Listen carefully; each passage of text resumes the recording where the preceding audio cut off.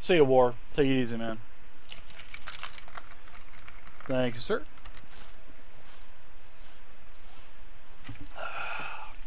Man, my throat gets so dry. Talking all the time.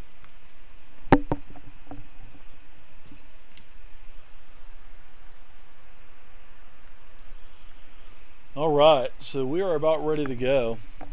All of the players have pretty much been given the once-over on the character sheets and all of the macros that they have. So we're going to go ahead and go. So I'm going to have them introduce themselves and we will start the game. This is the level 2, basically this is the level 2 adventure in the Dungeon Delve module, well, the Dungeon Delve supplement or hardcover, and it's called The Broken Tower. So hope you guys enjoy it. We'll have fun with it for sure. This is pretty much all new players for the most part. So all right, everybody. So real quick, you guys just go ahead and introduce what your pretty much your stream name is and what character you're playing, and if you want to throw anything else corny or funny in there, that would be great. I'd love to hear it. Dungeon Masters eat that stuff up, guys. So all right, you guys go ahead and introduce your characters. In any particular order? It doesn't matter. If you just want to go whoever's first, alphabetically, it don't matter. Okay, that's me. I am TYA Stig 50, playing the Warlock Carthane, and yeah, I'm here to mess some stuff up. I love it, Stig. I'm Fromthehollow. I'm playing the half-elf rogue Lovo, and I'm here to kick ass and take names. Hollow. Dang, I should have pulled the Duke Nukem quote.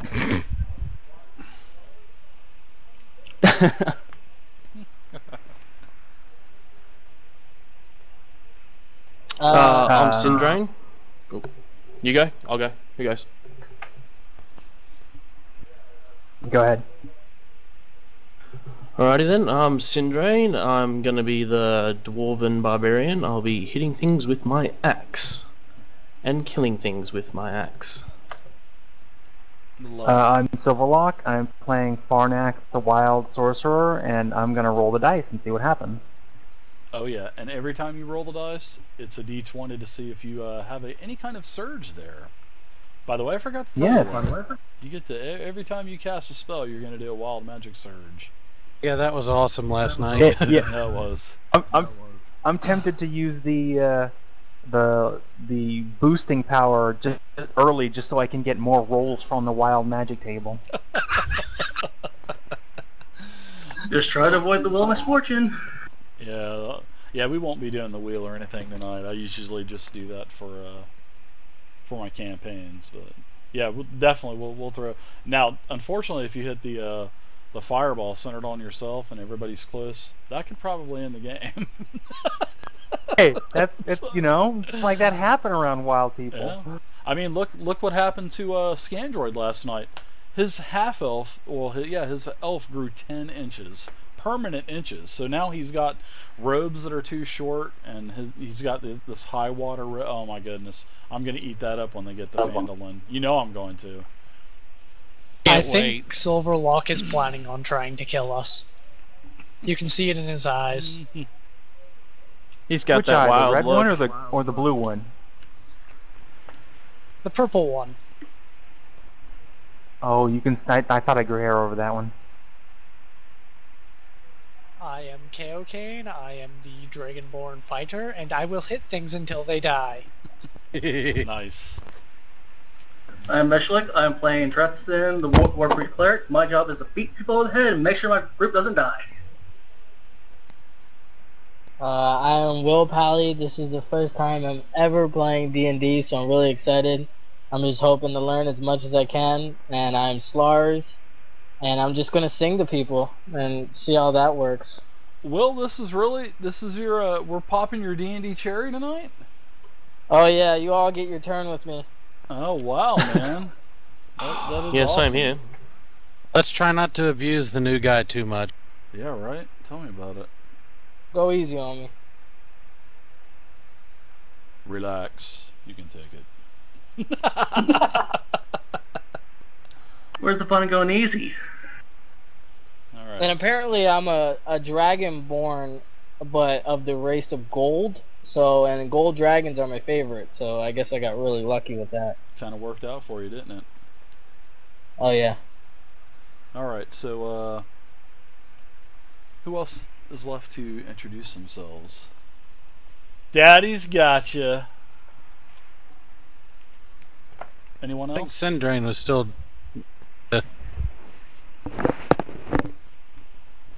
No, I did it before. Alright, so we'll go ahead and right. get started then. So, like I said, this is the Broken Tower, and ages ago, the tower stood as a bastion against banditry and marauders. But civilizations has long since retreated from this area, and a band of horrible goblin thieves has taken up residence in the ruined tower. Local woodsfolk beg the PCs to rid the place of the bandits. So, that's about the gist of what is happening tonight. You guys have been hired by the local town of Phandalin, and Phandalin is actually paying you to get rid of these goblins. And whatever else is in the tower. Maybe a white dragon. I don't know. Maybe we'll try the red dragon this week. I don't know. But we'll see. Dragons. Alright, so you guys have actually traveled north of Phandalin and around, and just kind of roundabout way around the Tribor Trail. And you guys get to the Broken Tower. It's up on the top of a hill. The map was correct, and you get there okay. You have no encounters. So the tower, as you get closer to the top of the tower on the hill, there's no door. The tower's in ruin. It looks like well, the top of the tower is definitely open. So, and you can see lying on the hill, there's a lot of ruin all around the tower. Lots of rubble, lots of stone from the tower itself. You can see that the roof has come crashing down. It's kind of leaning up on the side of the tower. It's not blocking your way up. But you don't see anything. But you do see tracks leading up to the door, and there's 2 torches on the tower itself. And the door's wide open. And in fact, you notice that there isn't even a door on it.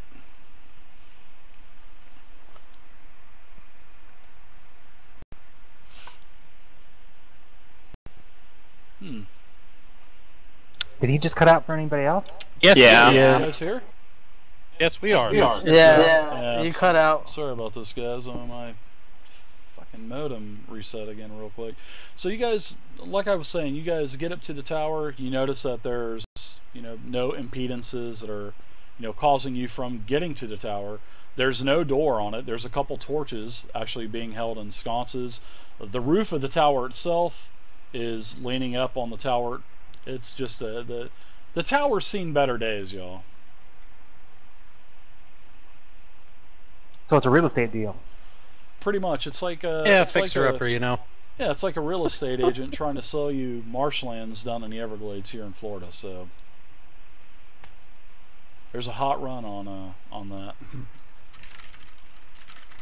But you guys have no encounters. You guys head up the Tribor Trail north of Phandalin, and you're to the tower. This journey seems a little too easy.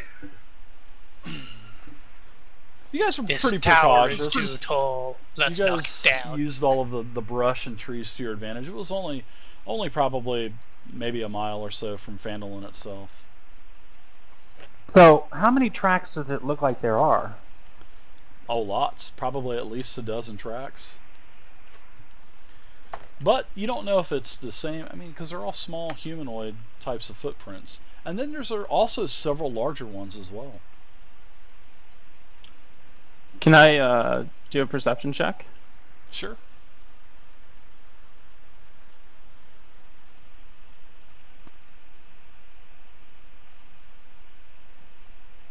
I love it when people want to do checks. Dungeon Masters eat that up, guys. So a tidbit of information, ask for checks. Dungeon Masters love it. I promise they do. Alright, looks like I got a 16. Alright, don't see it. Vesh, did you roll that 16? Or who rolled? Did we lose him again? I think so. Are you guys? Yeah, I switched back. This is unbelievable.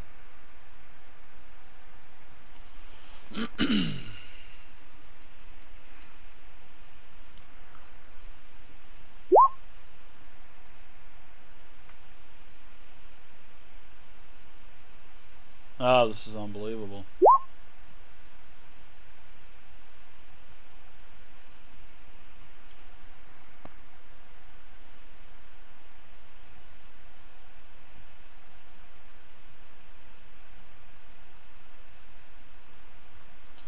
Alright, so I'm going to give this one more try, guys. If this is going to keep happening, yeah, this is not good. My internet never does this, so I don't know what the heck the problem is, but something is going on. I have almost 20 up and 150 down. I shouldn't be having this problem. Something's definitely going on. So Might be the modem. yeah, the modem's reset a couple times. It did this about 3 or 4 days ago on, I think it was on Monday or Tuesday. So, but all right. So someone go ahead. So all I heard was somebody was going to roll a perception check, and Yeah, I did not see anything else. I got a 16 on that perception check. Okay. The perception check reveals that you can distinctly tell that there are goblins, because you can tell the footprint is goblin. And also, why don't you give me a nature check as well while you're at it, while you're in the check mood. Give me a nature roll as well. I think wisdom is nature, right? And Nature's intel. Is nature intel now?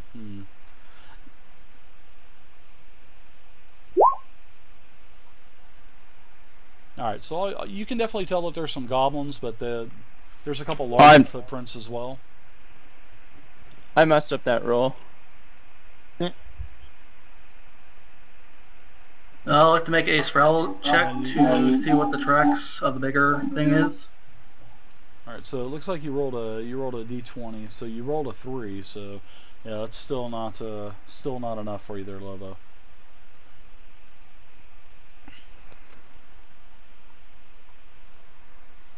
I'm going to do a survival check to check the tracks of the larger creature. Okay, give me intelligence and add your proficiency with nature if you have it. So. Survival is a wisdom check. Alright, I'm not seeing these rolls, guys.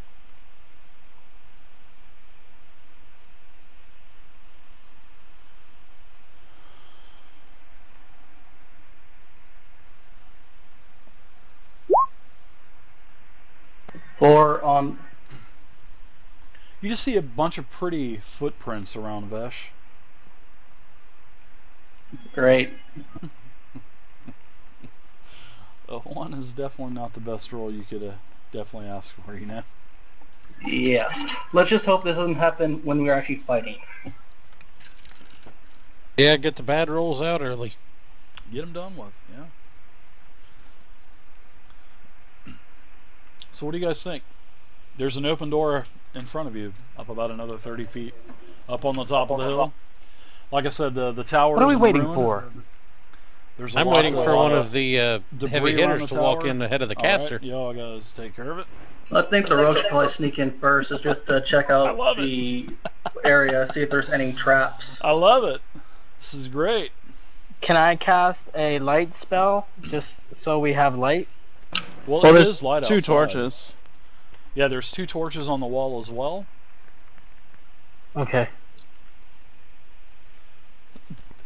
You guys think the new guy, you think Will should go in first? I vote for rogue, since he can look for traps. Yeah, I'll try and sneak in and then check for traps. I definitely appreciate that. Yes, well, this caster is certainly not walking in first. I'll be right behind you. I will. The Dragonborn will wait for the rogue to scream before running in. I love it. You guys are great. All right, so you guys get up to the I go top of the forward. hill, and I guess who's grabbing the torches off the wall? Now, everybody pretty much has a type of dark vision, except for the humans and the dragonborns. They don't get that.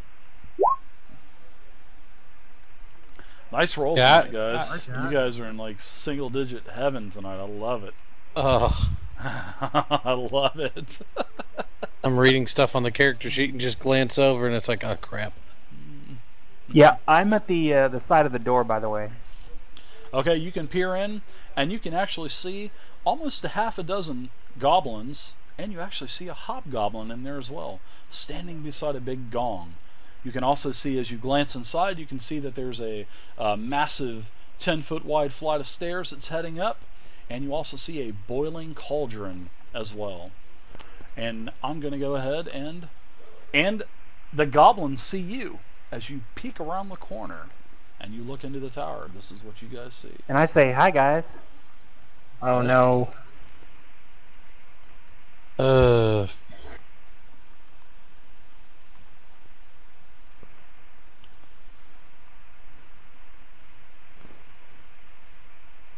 Well, it seems we got a party in here. Alright, so you guys can magnify this up to about 100%. That should be fine. Alright, so who does not know anything about D&D 5e, about actions and stuff like that? Wilpali. Okay. We will go ahead and we'll explain it as we go. So, alright. There's no element of surprise here because you saw them, they saw you.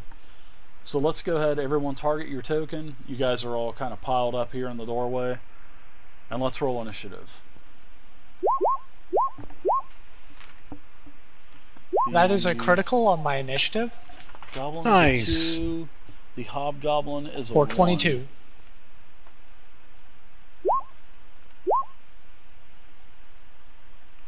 And I'll get a 5. Ooh. Ooh. Welcome to the 5 Club. Those other clubs are would be hitting us before we get to hit them, unfortunately.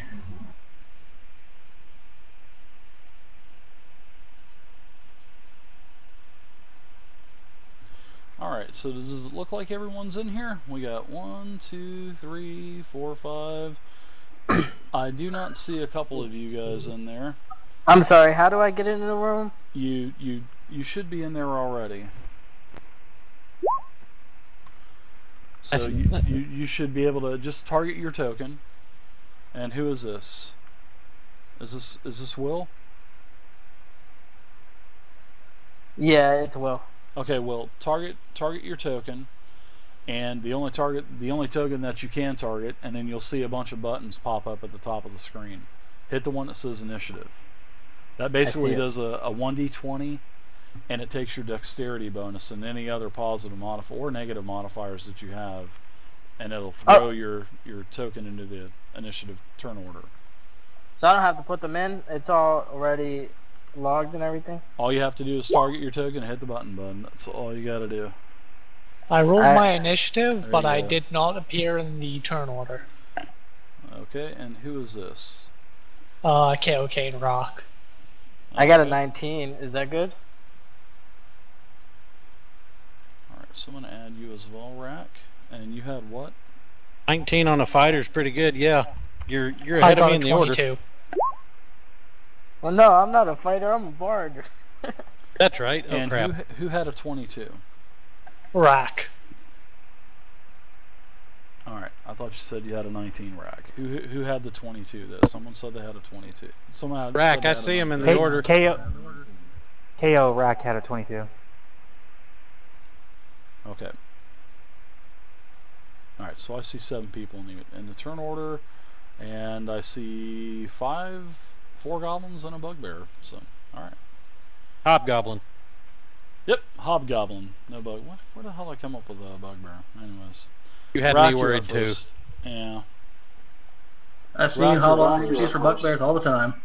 So you can do a movement, which is up to your movement, which is on your character sheet, which is in the second box the second table, you'll see that your movement is, I'm looking at Dritz and ES30, so every one of these squares in front of you is 5 feet.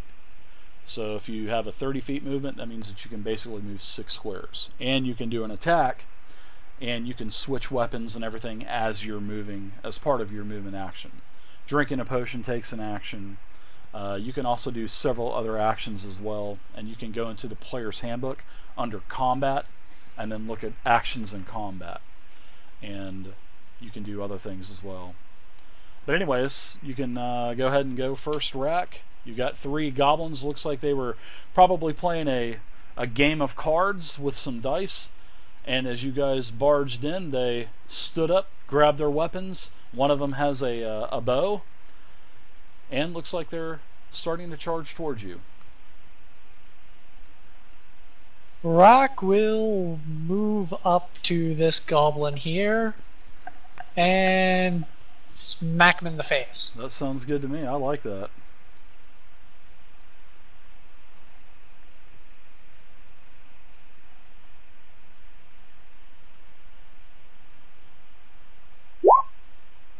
That is an 18. Okay. The 18 is a hit on the goblin, that's for sure. So you can go ahead and roll your damage.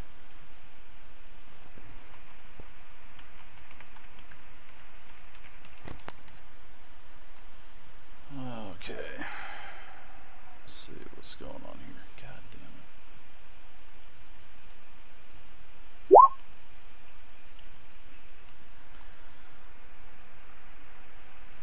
All right. So let's see. That was not damage. Yeah, that definitely was not damage. So yeah, there's no need to make your own macros, guys. Either just if you're there, you go. There you go. I did not make that macro. Okay. It was already in the thing.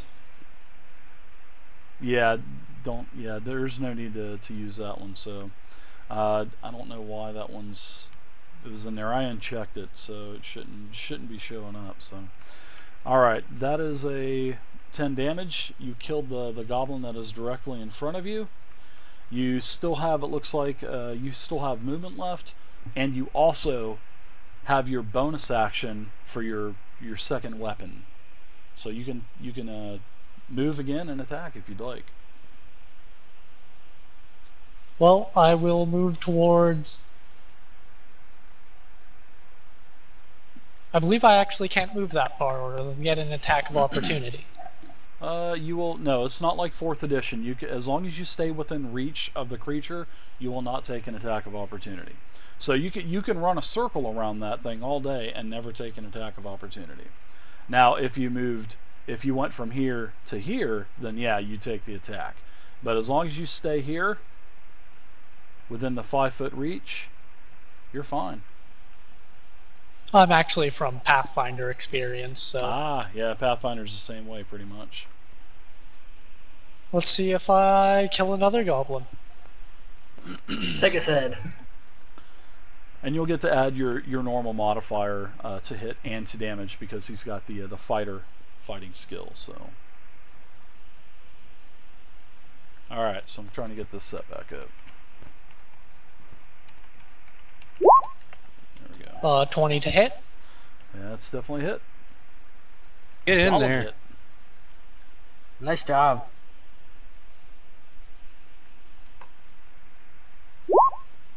And a 6 for damage. Alright. This goblin is definitely in pretty bad shape. You notice that he's in a weakened status. Even though there's no weakened status in 5th edition, I call it weakened. It's pretty much equivalent to bloodied, which is at least half hit points. So. You shall all fall down. I just call it in a weakened state. So very nice first round there, Rack. So next up is actually the goblin that you just attacked. Has a scimitar, and he attacks.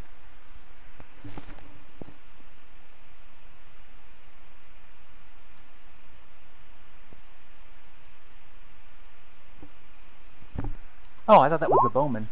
And that is a 9 versus armor class, which is a miss. Alright, so I'm going to go ahead and as my bonus action, I'm going to go ahead and use Nimble Escape and take the disengage, and I will use my movement and he is going to run back towards the hobgoblin. Coward.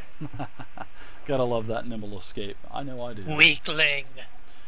Alright, so Slars, you are up. Oh, that's me. Okay. It is you.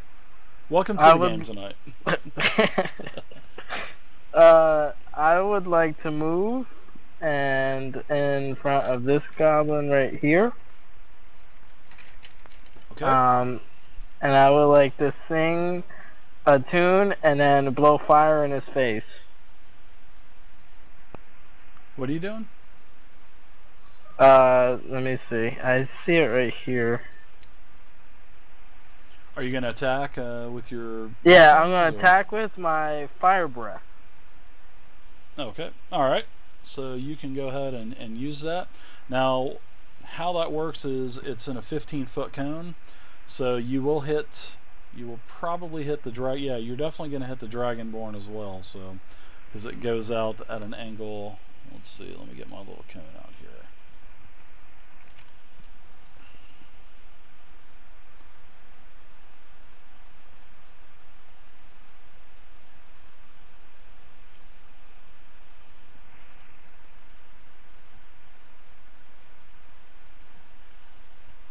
And as you can see, it is going to engulf the fighter as well, because it is centered off of you. I think that's a price that we'll have to take. I love it. Alright, so your fire breath. Let's see. Breath weapon says you have to make I believe a dexterity saving throw, I think. No, yeah, you have to make a save DC of 8 plus your Constitution modifier. Alright. Alright, so your draconic ancestry is gold. So it is a 15-foot cone, which is a dex save. So, alright, so I will make a dex save for the goblin in front of you. And also, Rack, you need to make a dexterity save as well. So where you guys find your dexterity saves is in the third block down. There is the box that says abilities and all that stuff. That last column that says saving throw, that's what you're going to add. So your dexterity saving throw, that is a 6 for my save. Okay, so you fail your save because his DC number is a 13. So we need to hit at least a 13 to not be fully blasted with this dragon breath. So seems like I'm my first healer. My dex saving throw is a 2. Alright. Rack growls loudly at Slars. So the goblin makes his saving throw. Rack, you fail your saving throw. So now we need to do damage. So Slars, what you need to roll is 2d6. So just go ahead and hit the 6 and hit 2 and then no modifier. And then your damage will show up. Alright, so you take the full amount of damage, Rack, at 4, which is a pretty wimpy dragon breath. And I will take half that damage because I made the saving throw. I would like to apologize, but I'm not going to. Alright, so the goblin, he pretty much laughs at you. He says, and you call yourself a dragonborn. And he actually says this, in common. So you are able to understand it. Alright, next up I have the hobgoblin. And the hobgoblin is using a longbow right now. And he fires towards the bard, which is the closest target. Uh-oh. Ooh. Oh yeah, I'm going to use my martial advantage, which might take you down if I hit. So at least it's actually not a white I think dragon, Rock right? is closer than the bard. All right, so that is a 13 versus armor class on the bard. So Slars, you'll look at your character sheet, and your armor class is a 13. So that means that a tie does go to the attacker. And I'm going to go ahead and roll some damage now. Oh my god, this is going to be great, guys. One person might be down already.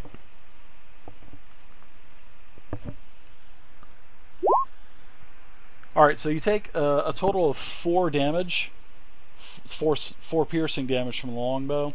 And seeing that I have martial advantage means once per turn, I can basically deal an additional 2d6 damage if with a weapon attack, as long as you're within 5 feet of one of my allies. So the ally that's within 5 feet of you is directly in front of you.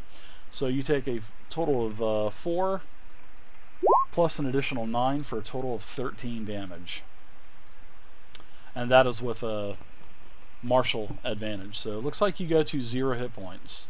So the bard falls down unconscious. That doesn't mean you're dead if you're at 0. You just fall unconscious. Okay. No problem. That's just part of D&D, especially at low levels, man. The monsters are really vicious.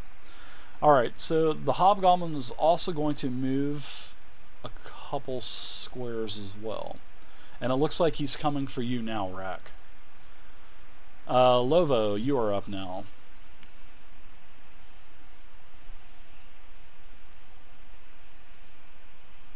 Alright, I would like to shoot at the hobgoblin. Alright, feel free to.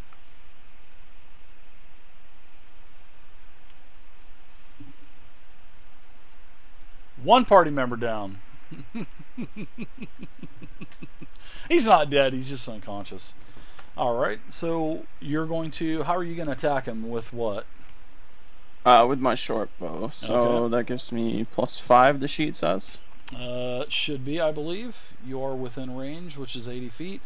You get a +5 to hit. So, yep, that would be +5. And the hobgoblin's armor class is a 16. I clicked on the macro, but it's not doing anything. Which macro did you click on? The D20? Yeah. Alright. So it doesn't do anything at all? It doesn't pop up how many D20 dice rolled? Oh, I did that. Just the roll doesn't pop up. Okay, well, for one, there you go. You don't have to do +5 or anything like that. So, alright, looks like you hit with a 17. You actually hit him pretty solidly. So go ahead and roll your damage, which should be a 6-sided +3, I think. Alright, so you take a total of... He takes a total of 6... is it piercing damage or what? Yeah. Alright. So there's no type of vulnerabilities or anything like that. Alright, so your arrow lodges into a side and puts him into a weakened status as well. He kind of staggers back a little bit. He didn't even see that arrow coming. So you can go ahead and make your movements as well, Lovo, and we're going to go ahead and go to Farnak. So go ahead and make your movement if you want to make any. Typical rogue fashion, I'll stay in the back. Okay. Interesting. I'm going to move here, here, here, and there, and I'm going to use my firebolt, which is a spell attack. Sounds good. Yep. You'll use the spell attack modifier in the second box. It should be 5. Very nice. 20. And who are you attacking again? This guy. Okay, the hobgoblin. Go ahead and roll your damage. You don't add any kind of damage, just whatever the spell says. So if it says it's 1d10 fire, it's 1d10 fire. Oh, that's a All wild magic shirt, isn't it? No, it's not. But I do want you to roll a 20-sided.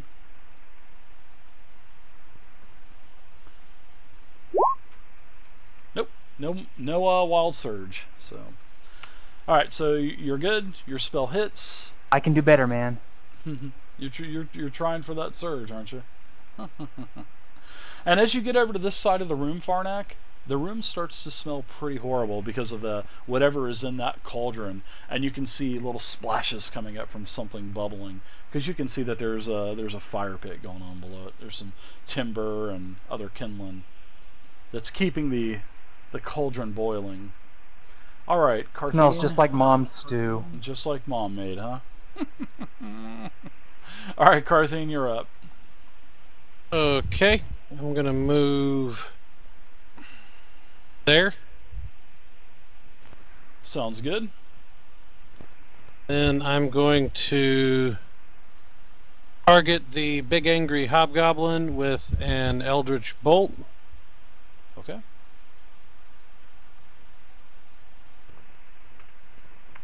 Eldritch blast, excuse me. Now that's a macro on. Is that in a macro on top, or You're just gonna. What you're gonna want to do is for that attack, you're gonna want to use your spell attack.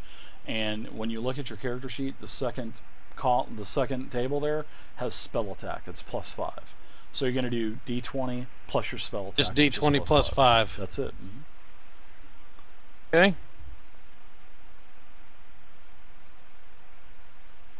Runs, is everything working okay on the EXP bot now? I hope it is. Hopefully I won't have any more connection problems tonight, guys. And sorry Why about did it this. not roll? Okay, 1d20 plus 5. Oh! All right. Okay. So basically, what that means is you just forfeit the rest of your turn, your spell fizzles out, and that's it for you. Now, if it was a sorcerer or in one of my campaigns, I'm even making the normal casters roll off of the Wild Surge table as well. So, because I just think it adds more flavor to the game. Just don't roll a 1. I love it. All right, so I have a goblin back here. He is going to run up 2, 3, 20 feet, 25 feet, and he attacks the warlock. Does that not give me an attack of opportunity? I think it might. It definitely would give you an attack of opportunity. Fighter, save the squishy caster. I was seeing if anybody would notice that. So yeah, that's what we just talked about, and I wanted to see if anybody caught it. So good job. They got it! I'm happy. Wait, can you explain what just happened? So Rack, you can get your, 1 second there, Pally. So the 11 versus armor class is a miss. So as he slices behind you, you slice your sword around behind you, you miss him, and he gets his attack on Carthene. But I will explain it in just 1 second. And Sorry, he is attacking, I tried. He is attacking All the good. scimitar. Oh, And lovely. he basically fumbles the rest of his turn as well. We are rolling 1s tonight, guys. I'm surprised he can still hold his weapon after that one. Right? Yeah. Well, usually I just drop a weapon and forfeit. So, but in 5e it really doesn't matter, because when you pick your weapon up in 5e, you don't incur an attack of opportunity. So there's really no penalty to dropping the weapon anymore in 5e. I just forfeit the rest of the monster's turn. So now, if it was 4e or Pathfinder, you'd use your minor action or your whatever to pick it up, and then bam, you'd get an attack of opportunity. But it just doesn't happen in 5e. So alright, so we have this goblin over here, and what just happened, Will, was this goblin came from the very back of the room and ran past a player, and it's basically putting your guard down. Now see, when I entered this square here, he is within 5-foot reach of the fighter, which is right here. And as long as he stays within the 5-foot reach, he won't take it's called an attack of opportunity. And it's pretty much you let your guard down. So as soon as he moved from this square to this square, he left the 5-foot reach, and that provoked an attack of opportunity. And that's when Rack got his free attack, but he missed. So that's just an attack. It's called an attack of opportunity. Oh, very interesting. Yep. Rack realized he could attack the goblin a little too late. And the goblin missed as well. Okay, so the bard is down. So this goblin here is moving over to engage the sorcerer. He's just going to sidestep 5 feet and attack. Please don't die. Does he know who he's dealing with? 4. So that is a 10 versus armor class. I know that's probably going to be close, but I think it's a miss. No, mine's 13. Okay, yep, that's definitely a miss. So I'm going to go ahead and use my nimble escape again, and I'm going to disengage from you and move back 2 squares and use some more of my movement. So that is it for that goblin. Dritston, you're up with the cleric. You've got a party member down, so you can do whatever you want.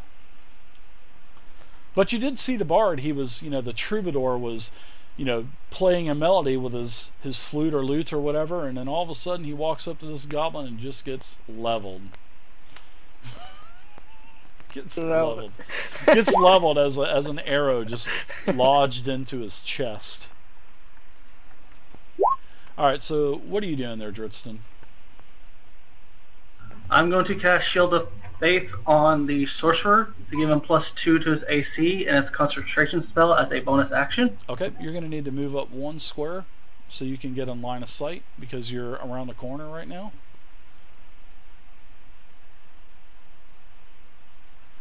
Seeing that we are playing on a grid, there are the optional rules in the 5e book.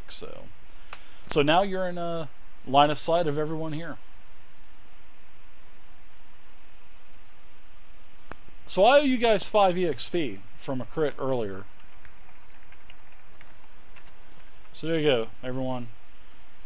Congratulations. I'm going to move and attack the goblin that is on the right. Okay. So it should take about 20 feet. There you go. 5, 10, actually it's 15 feet for you. And feel free to attack the goblin. He is wielding a small wooden shield and a scimitar.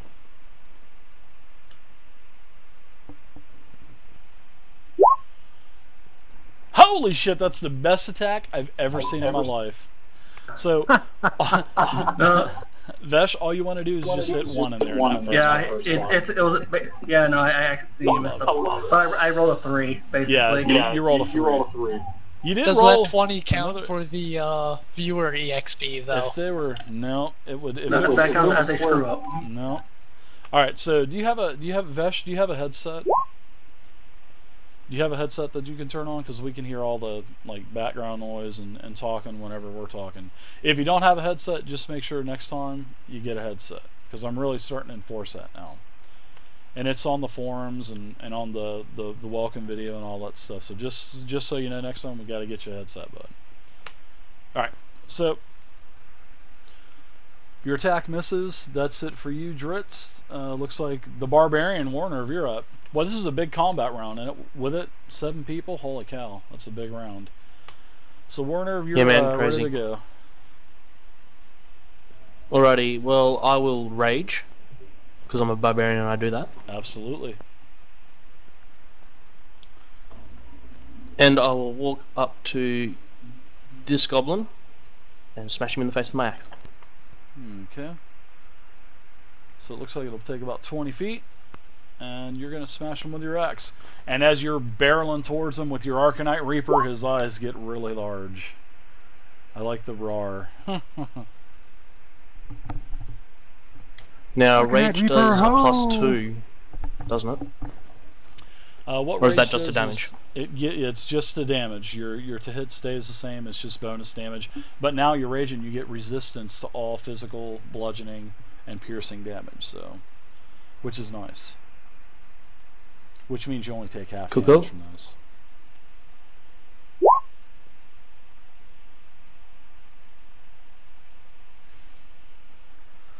And that's a 20 versus his AC? Oh yeah, that's definitely hit. Let's see what kind of damage you can do versus this goblin.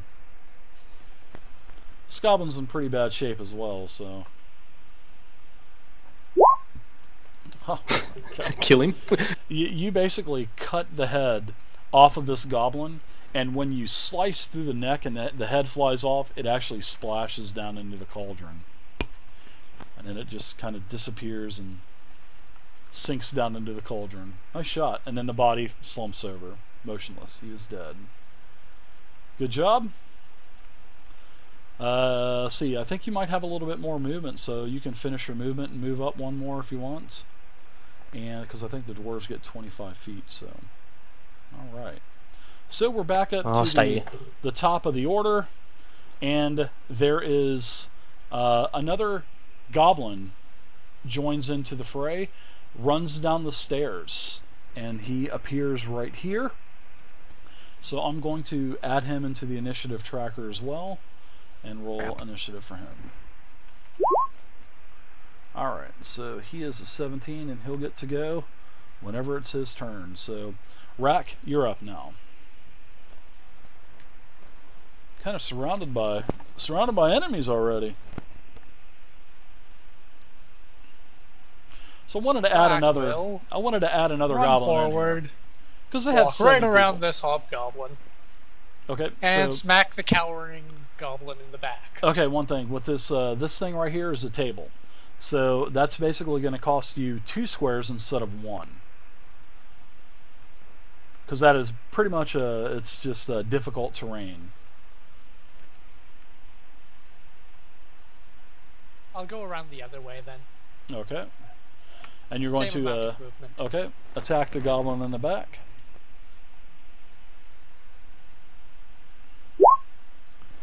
A 12 versus armor class is a miss. on the I goblin. didn't put my bonus in there by accident. It double clicked. Okay, what is it with your bonus? My bonus is a +6, so, well, so that's it's an definitely a 18. hit. That's definitely a hit. So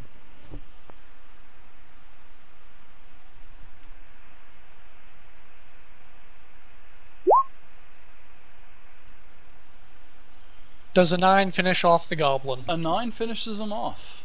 It definitely finishes him off as you run him through with one of your short swords. All right, so that's your action. So you can still take a bonus action. I will take my bonus action to smack the hobgoblin. Okay, sounds like a winner to me.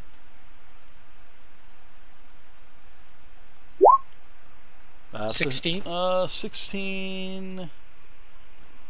I believe that's a hit, but I just want to double check. Actually, that is not a hit. Actually, it is because he still had his longbow out. So yes, it is a hit. My bad. And 9 more damage on the hobgoblin. You run your other short sword through the hobgoblin. He is dead as well. All right, that is it for Rack. Very nice job. Looks like Slars, you're up. Now, what you need to do is you need to roll a 20-sided. So you get to roll a 20-sided until you reach 3 successes or 3 failures. And if you roll a 1, okay, you rolled a. Let's see. What was that roll for?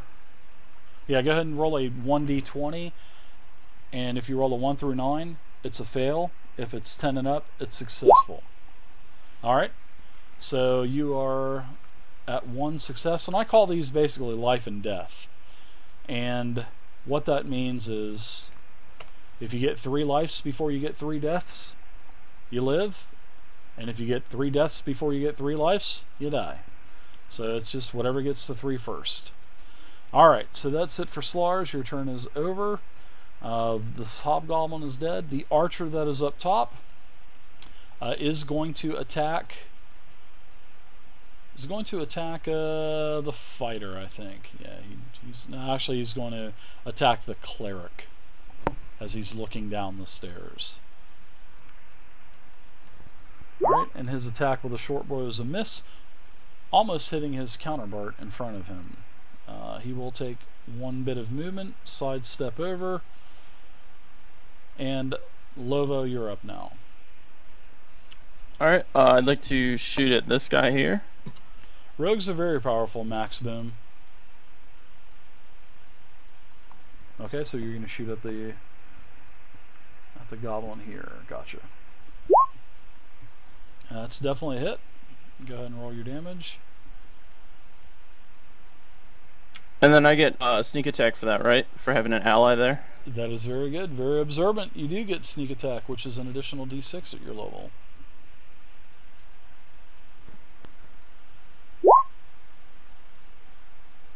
Alright, so you basically stick him with an arrow between the eyes and he falls down.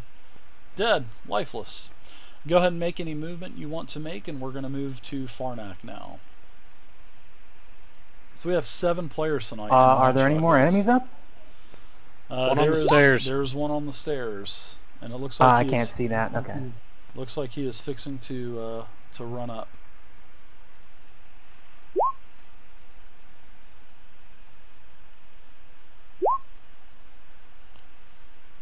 Okay, I am going to run over here. Okay, Farnak.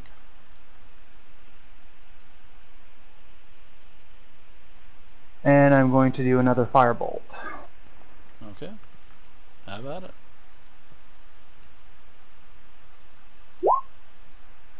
A 9 is probably going to be a miss. Alright. Alright, so next up is Carthene. You're Okay. you're a little bit more relieved, and you feel good that that goblin is out of your face now. You're darn right. I'm squishy and, die easily with sword hits. So I am going to attempt to Eldritch Blast the goblin coming down the stairs. Okay. Yeah, it looks like he ran down the stairs because he heard the commotion going on, and then as he came down, he took his pop shot and he said, "Oh shit, there's too many people down here." So that's when he's trying to run back up, but I don't know. One of you guys might get him. He was probably only expecting Boom! 5 people. 23 is definitely a hit. That is a 1d10 of force damage. Now, are there any modifiers added to that? Nope, just whatever the spell says. So if this is 1d10, Got it. just 1d10. The only one that will get a bonus damage is the Evocation Mage. He'll get like +4 or something. Big so you hit. do 8 damage. Oh yeah. This is enough damage. Your force bolt basically makes him explode into 1,000 little goblin pieces. He is dead. Aha! Very nice. You guys are out of combat, so you guys get all of your basically your short rest stuff back. Very nice. I even threw a couple of goblins in for you guys as well. Now here's the thing: the bard is down. Can I? What attempt happened to- then? Can I use Spare the Dynam now? Well, you guys can do several things. You can heal him with a spell, or you can put a healing potion down his throat. So. Well, I'm going to use Spare the Dyne on him first to make sure he's at least stabilized. Okay. He is stabilized. He does not have to make any kind of saving throws anymore. So. Rock makes the suggestion of taking one of his potions and shoving it down his throat. Love it. Lovo agrees. Well, at least open the bottle first. I'll do it. I'm in a rage. Nice. Can I talk when I'm dead? You cannot. It's just like an MMO. Dead players can't speak. Well, they can, but... Dead men tell no tales. Socrates, thank you very much for the I don't think we have follow. any speakers here, do we?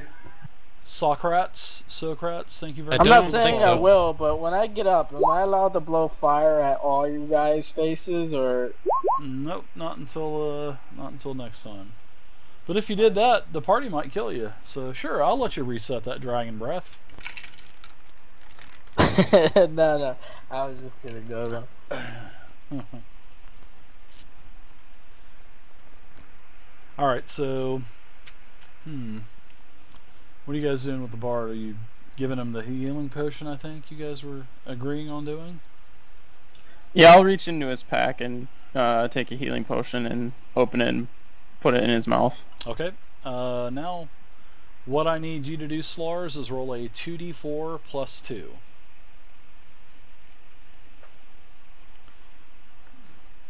Nice, Garion. Healed and drowned in one motion. Wow, congratulations on winning. Wow, 100 points. Good job, Hollow. Don't you never know, boy? You never work? go full zombie. Yes, you get 5 hit points back, so you are now at 5 hit points. Awesome, thank you guys.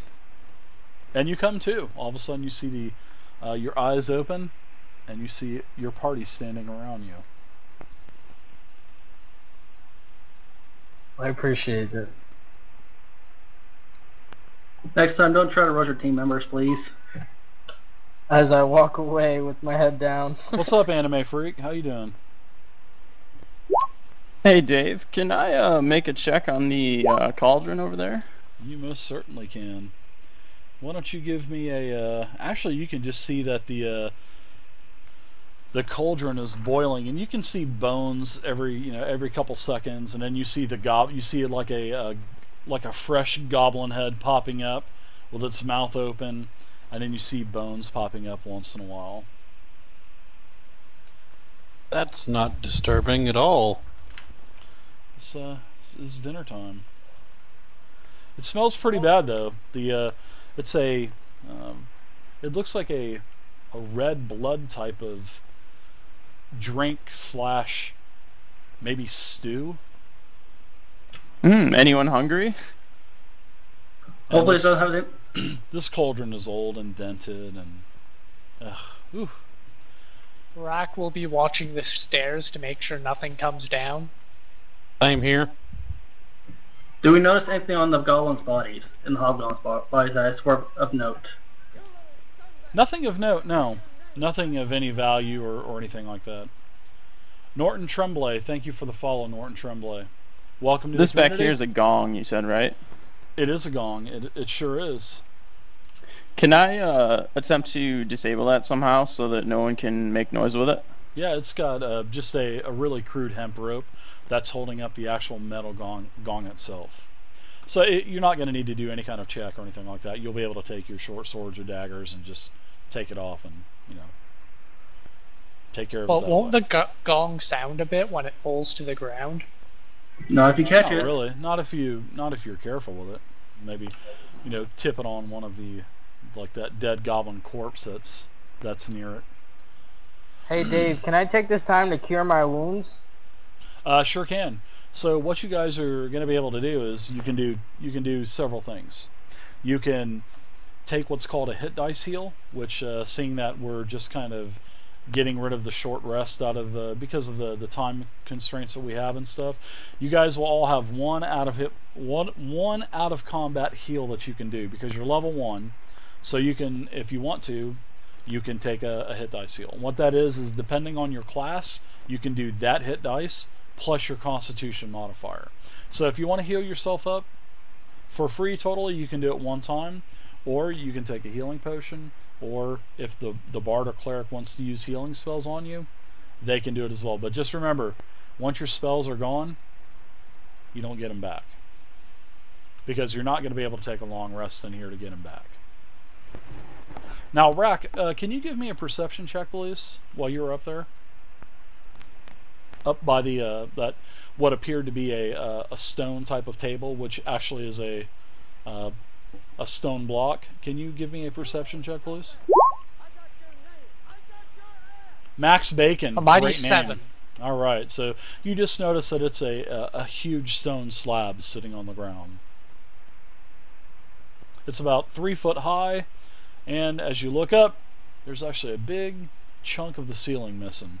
But I mean, that's pretty much what's happened to this. This is a very nice table. Yeah, it's pretty much what's happened to the entire tower. I mean, it was in ruin when you guys walked up to it. So, is there anything in the room that we can see, that maybe notice why we were not fighting now? No. Pretty much just the torches in the wall. They're in sconces. You've disabled the gong. You checked out the cauldron. You've checked out the stone block that's back in the northern part of the room. The only thing you guys haven't checked out is this table right here.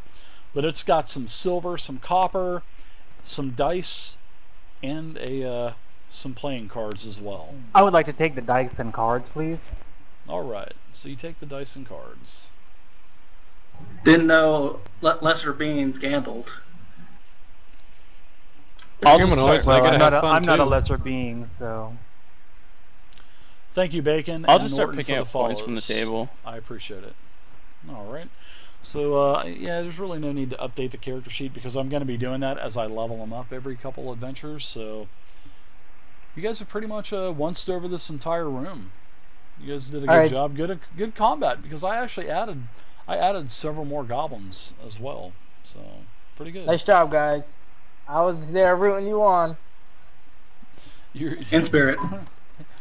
you're rooting them on. You were inspiring them as you were napping. All right, Dave. I would like to go ahead and use that spell that you told me about. How do I do that? What, the out of hit points, the out of combat hit dice heal? Yes. Okay, you can do that one time. So you're playing Slars, right?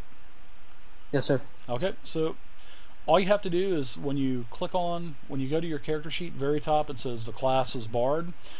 Click on that purple handout, and you can see that when you enlarge it, it'll say hit dice 1d8 per level for the Bard. So what you're going to want to do is roll a 1d8 plus your Constitution modifier, which is in the third block down, and your Constitution modifier is a +2. So you're going to want to do a 1d8 +2, and that is your out of hit dice heal. And you can do that one time because you're level 1. Now when the characters go to level 2, they'll be able to do it 2 times, level 3 3 times, so forth, all the way up to level 20. So you get back a total of 3 hit points. So you can add 3 onto your other, what did you have, 5 from the potion? So you're going to have a total of 8 hit points. So now what you want to do is you want to modify your token, and I don't know if you know how to modify the token yet? No, I don't. Okay, when you click on your token, see that it says 13, 0, and 1. The 13 in black with the white circle around it, that is your armor class. I just do that so I can click on it to see what your token says your armor class is. The middle number is your hit points. So in your case, you have a 10, which I believe 10 is your hit point max. Or 8. I think you have 8. So you rolled a 5 plus your 3. So you're going to want to hit an 8, enter. So it's now 8. And anytime you subtract hit points, all you have to do is click that circle and put -2 or -3 and hit enter. Make sure you hit enter because that executes the formula and that will deduct hit points, or you can add hit points as well. And the other blue circle that you have there is your hit dice heals. So you use the one that you had, so that is going to go from a 1 to a 0 now. Alright, so there you go. There's a brief token overview as well, which I should have done at the beginning of the game, but sorry about that, guys. Alright, so you guys have these stairs in front of you. Now that hit dice thing, that's self-only, right? It is self-only, correct. Mm-hmm. Okay. And you notice that everyone kind of notices that the ceiling is sagging a little bit as well. Can I look and see if it seems safe enough to go up, or if there's like a certain spot that the ceiling might fall or stairs might collapse or something? You can give me an investigation check, sure. Sure, I'll move up. Basically, intelligence plus investigation if you have it. Just whatever the total says in the investigation column of your character sheet. Alright, it says I have a +7.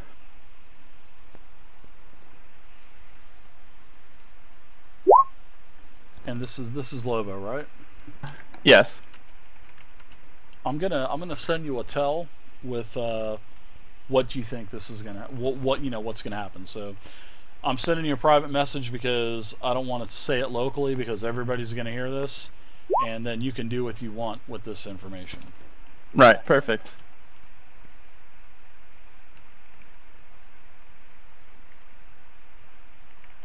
AKA tells Lars to walk on the spot that's weak. That Wait, would what be was about that? his luck. I missed it.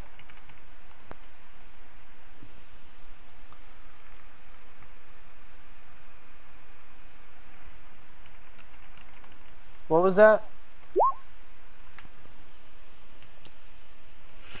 Alright, I'm rolled an going 11. to My tell DC the was party higher that than after that. my investigation of the stairs and ceiling that everything seems to be perfectly fine, and suggest that maybe our fighter or cleric goes in front and the other in back. And I'd like to be somewhere in the middle.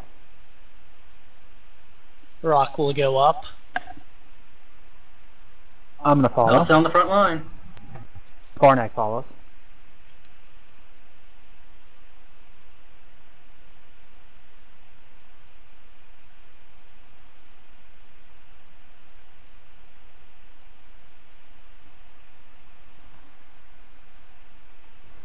All right. So everybody heads up the stairs. Alright, everybody get into one nice little pile here, so I can pretty much copy all of your tokens over. I'll basically move them. Ooh.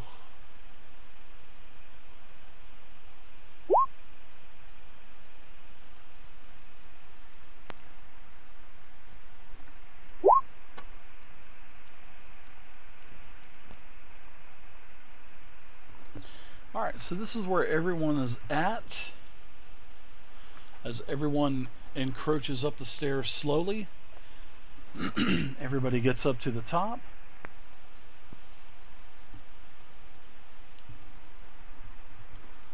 Alright, and as you guys start getting up to this top stair, you see that the floor in the center of this room is a sagging ruin that looks dangerously unstable. To the west are several piles of broken bones and stones. Also, you see just where you're at that there's a lot of debris on the floor.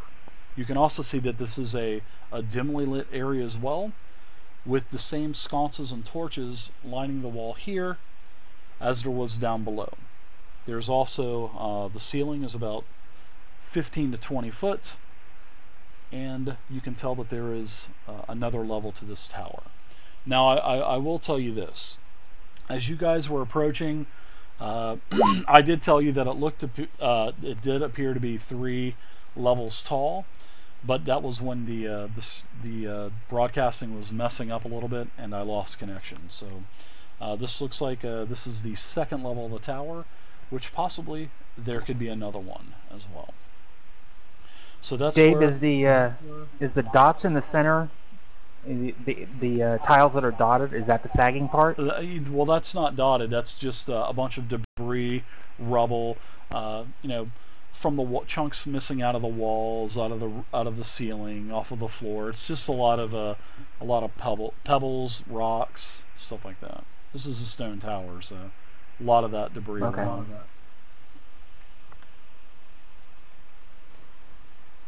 Which one of us is the lightest?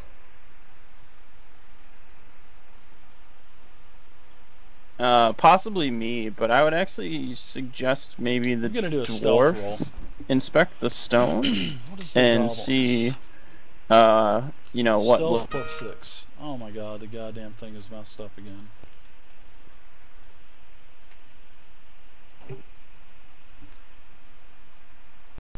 Yeah, don't dwarves have something with stone? Can you guys hear me? Yes. Yeah, we can Now hear I you. can. Okay. Yeah, don't doors have stone cutting?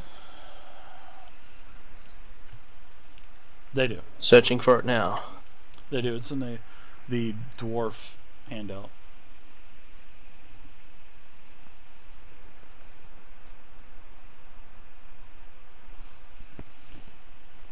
Sorry about this, guys. I don't know what the heck is going on.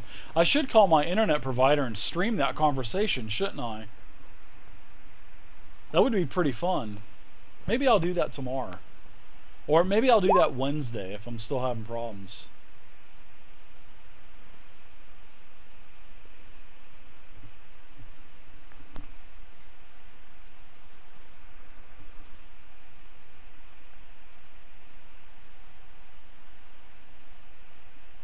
No, it's not Google. Thank you very much, Cypher. Yep, for the alright, follow. I'll make a I stonework appreciate check. it. Thank you for the follow, Cypher. I do appreciate it. Welcome to the community. Alright, so what are you guys doing here? I think I'm going to try and stealth into the corner. Okay, this is a dimly lit area, so you can go ahead and give me a stealth check. Whatever the stealth says. Okay. Ugh. Alright, you can go ahead and roll, go ahead and take your movement action. Okay. So the dwarf's not doing the stone cutting? Check? I thought he said he was. He is. I'm just moving Yeah. along the wall.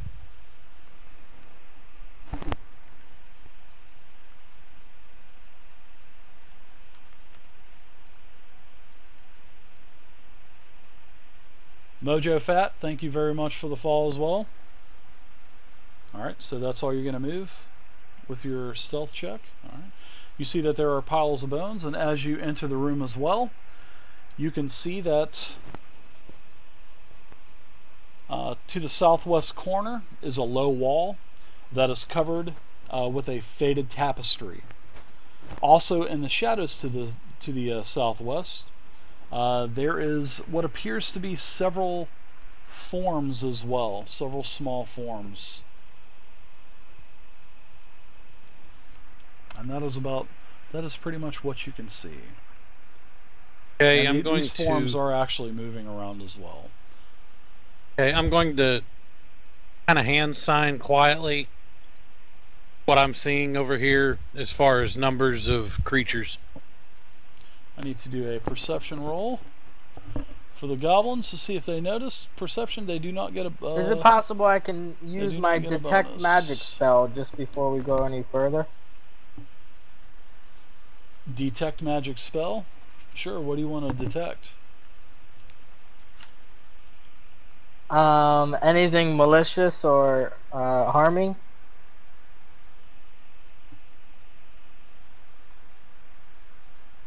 Okay. Let's see, detect magic was what? Is detect magic a... Is it a cantrip or is it a... I believe it's a spell. Okay. So, okay, you're going to use one of your spell slots on detect magic. So, detect magic for the duration, which is 10 minutes, you have to concentrate. So, you sense the presence of magic within 30 feet of you. If you sense magic in this way, you can call you blah blah blah blah blah. Okay. So you cast detect magic, so you have one spell slot left. You do not detect any magic. None soever. You see no auras through the walls, no auras in front of you, not on the floor, nothing. Dave, I am going to advance boldly to here. Okay.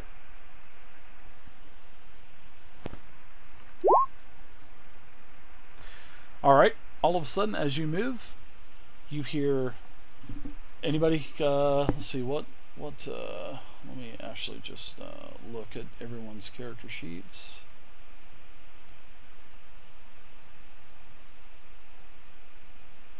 Wow. I like it. Ah, alright. Warner, give me a perception roll, please. Will do.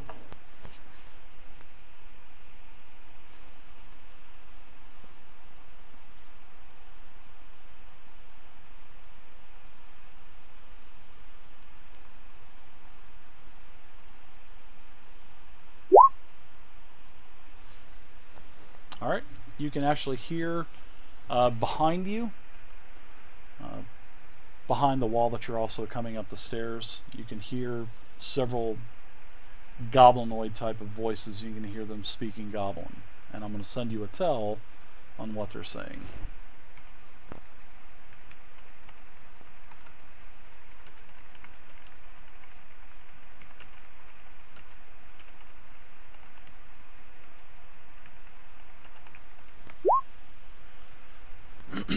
Okay, that's what you hear.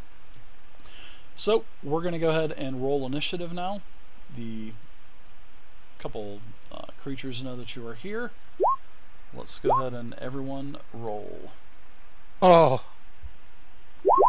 The goblins, I believe, are +2. Warner, could you tell us what you heard? No, that's... No. You heard... Oh, we don't know you heard anything. Everybody just heard a bunch of gibberish. But the only one that could understand them was Warner. So, yep. Yep, I'll tell them that there are more goblins around, and they've got a boss around somewhere. Well, there are always more goblins around. Let's just kill them. Right. Did you ask? Do you know if they like music or not? Unbelievable. They Probably love nothing that you're like able to rats. play. don't think they'll be able to appreciate your music. So that's the whole reason why I send tells guys. All right. Now, just because I say that you understand this doesn't mean that your characters know this. So, and when you asked if the bar, and this is just not for my game, but this is for any game that you guys ever join. It's really I wouldn't ask, hey, what did you hear? If you hear the dungeon master and the player talking, that's between the dungeon master and the player. So it's I wouldn't metagame like that in another game. So that's just my personal opinion on that. No big deal. In case you didn't know, it's no problem. I was getting to it. I was just waiting for a brief moment to sneak in conversation. Yeah, just because you know something as a player doesn't mean that your character would actually know that. So, which is no problem though. I mean, hey, no big deal. No, well, yeah, I was just asking him if he was telling us or not. Well, I mean, like I said, that would really be the metagaming. Yeah, that's the metagame, and that's my whole point. So yeah, because you don't even know cannot that exceed he understands character it. knowledge. okay, so we will continue. Let's see. I have got my initiative rolls for now. All right, so it looks like Carthene, you have a 21. Looks like you are up first. And you can actually see that these creatures looks like they're moving up to the small barrier. It looks like they're going to get behind it. And it looks like they were definitely they definitely have the advantage of cover as well. Lovely. Lovo, don't worry about it.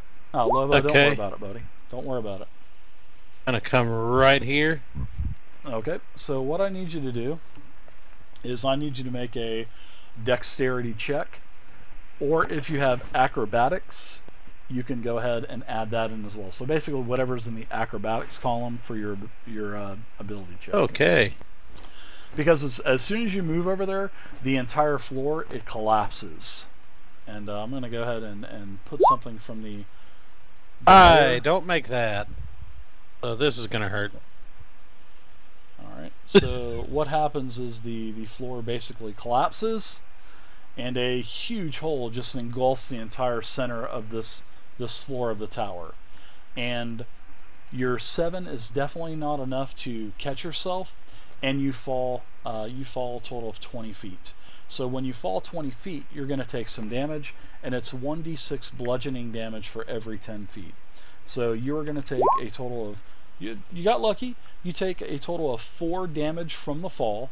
You're back on level 1, and you won't be able to get back up until not next round, but the round after that. So you're going to be out of it for the entirety of the rest of this round because you're prone and everything else. And the round after that, the round, yeah. So then we'll put you back up on this map. So, all right. So as you guys see Carthene start to advance towards whatever's down to the south, you hear a large crash, and all of a sudden the floor erupts, and just like a sinkhole just engulfs her, and you hear a loud crash, and you hear some moans down there. So Carthene, all right. As I fall, I curse the dwarf. I thought you knew how to see this stuff. Can I say something while this is happening? Whenever it's your turn. So, but Okay. you can think like, holy shit, what just happened?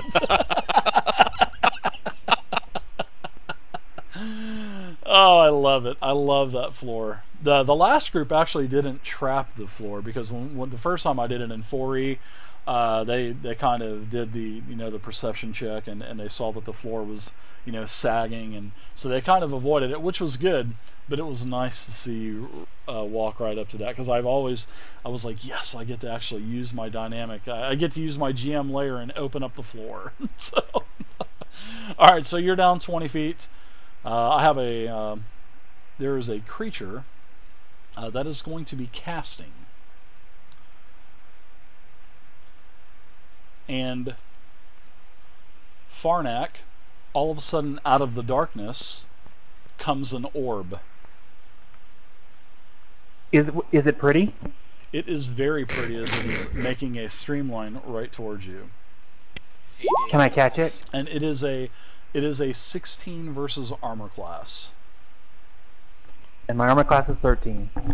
Okay, so this This Orb of Force blasts you for a total of 3 damage, and it pushes you back against the wall. I mean, you don't literally move, but you're slammed back against the wall, but it's really obscured down there. It is basically came out of darkness, and you are illuminated against that wall.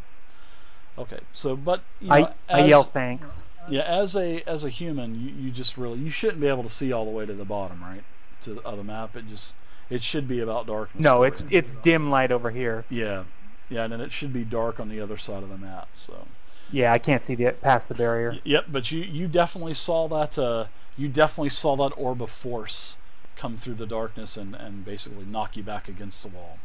Alright, so now I have Lovo, it is your turn. So that's how dynamic lighting works. Just because you guys can see it on the game, they can't. It depends on what their token is set up for, here, which is awesome. And as would it be a full action or a bonus action to lower rope down?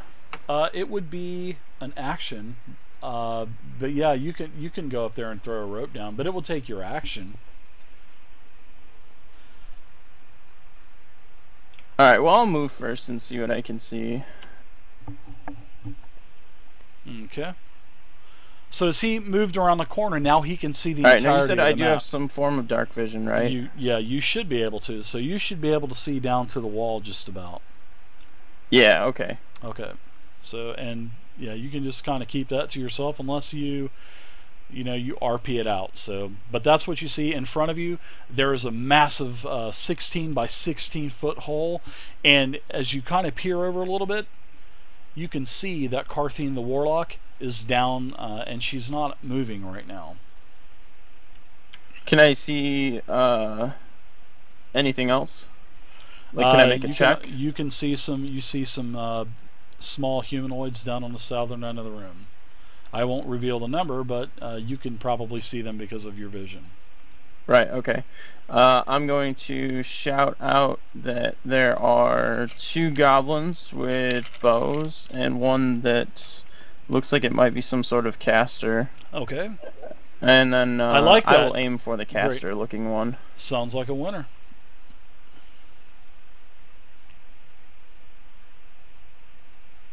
Very well played, sir. I like that. Thank you. Alright, an 11 versus armor class is, I believe that is a miss. Probably. Which it is. Alright, that's fine. Yeah, he doesn't have a shield or anything, so his AC is going to be a little bit lower than normal than your average goblin. Alright, so you still have a little bit of movement left. Would you like to do any of that? You have the piles of bones as well, the statue, all this other rubble, and so there's a lot going on in this room. The hole, but you got movement. Feel free to move however you want. I'm gonna kind of back up and hopefully get some sort of cover for line of sight, like so they can't see me. Sure. Well, you're gonna have to duck back around the corner probably, because I believe dynamic lighting is set up. Yeah, you'll be fine right there. You'll definitely be fine right there. Because that's just where the stairs start to emerge up, and you can kind of see, with your head. So I tried to get that effect with the dynamic lighting, which I think turned out pretty good. Because I actually tested it in player mode, and I actually liked it the way it turned out. So. Yeah, it's a really nice feature. I like it a lot. Yeah, it's definitely worth the money that it costs for a membership. So. If you're a DM, I definitely suggest getting either the the mentor level or the lower level, the contributor level. It's definitely worth it. So, all right. So now I have a goblin. All of a sudden, you see an arrow come out of it. You can hear a whisk, Farnak. An 18 versus armor class. So you are all of a sudden out of the darkness. An arrow lodges into your shoulder for a total of. I took an arrow to the knee. You just sure did. We'll even say it hit you in the knee. So you take a total of 4 more. And I'm at 0. Piercing damage. Okay. Oh wow, you go down to 0, huh? Zoinks. All right. So you're at 0, and you are unconscious. You have life and death saving throws now. So So I love those. yes, I like the way it's set up as well. Alright, so next up I have Slars, you're up. Slars, you just kind of heard a grunt, and all of a sudden you hear sort of like a cloth. Sounds like it's scraping against the stone, and then you hear a thud. Well, of course I'm worried about my companion that just walked into the room. So I'm going to walk to here, and all of a sudden I see my companion on the floor. So You do? I quickly decide to heal him. Okay. Go ahead and do a, I believe it's a 1d8 for the heal. But you have to touch him. So unless you're going to use Healing Word, now you can use Healing Word. You have two different things you can do here. You can use Cure Wounds. If you use Cure Wounds, you have to touch him, because you can see that when you click on Cure Wounds, the range is a touch, so you have to touch him, and it's 1d8. All right, plus whatever your spellcasting ability modifier is. So it would be 1d8 plus 5. Now, And how many spells do I get? you get though? you get a total of 2. And I already cast one before the detection. The this detect magic, detection? yeah, that costs 1, so you have 1 spell left. So you also got Healing Word, which is a 1d4, but you don't have to touch him. You can actually be, I think, 60 feet away, and you can actually touch the target. You can actually cast it and hit him with it without touching. So Cure Wounds, you have to run up and touch. Healing Word, you can stay back and hit him with a spell, but it doesn't heal for as much. And the Healing Word also will cost the 1, right? Yeah. It sure will. Yep. Yep. It is a first level spell. I'm going to walk up to him so I can heal him for more. Okay, so you get down on your knee and you use your Radiant Cure on him. So go ahead and do a 1d8 plus 5. It should be 1d8 plus 5, because you get to add your modifier in for Cure Light Wounds. Let me just double check that real quick. Plus your spellcasting ability modifier, which is which would actually be your spellcasting ability modifier should be Charisma. So we'll just say it's plus 5. What the hell? So you heal the sorcerer for 8, so you won't have to make any saving throws. You're now conscious again, and you will be at the appropriate amount of hit points. So you'll be at whatever your max is. You'll be at your max. But you are prone, so you will have to use your movement to get up from being prone. Which, whenever you stand up in D&D 5e, it costs half your movement. So if you have a 30-foot movement and you stand up, you only got 15 movement left. So no problem though. So just so I get this right, Farnak is prone, not me, right? No, you're not prone. No, Farnak is. But you can, now that you've used your action, you can, if you want to get back behind the cover there, you can do that, or you can advance ahead as well. Oh no, I think I've seen enough action. You're gonna get back. All right, cool. That's cool. I like it. All right, so Warner, if you're up, I love it. Alrighty, I will walk to here. Okay. See that all my friends are getting damaged and on the ground, and I'll rage. Okay, I think that's your last rage, isn't it? I think you get 2 rages. I do believe so. Yep. All right, you are raging. So you have resistance to all types of physical damage. Oh, Dave. Hey, what's up? Storm, what are you doing? Oh, not much. Are you here to inspire the allies? Because they might be able to use it there, Storm. I was about to say, guess what time it is? All of a sudden, a magical jester appears in front of everyone, juggling some balls and holding a lute.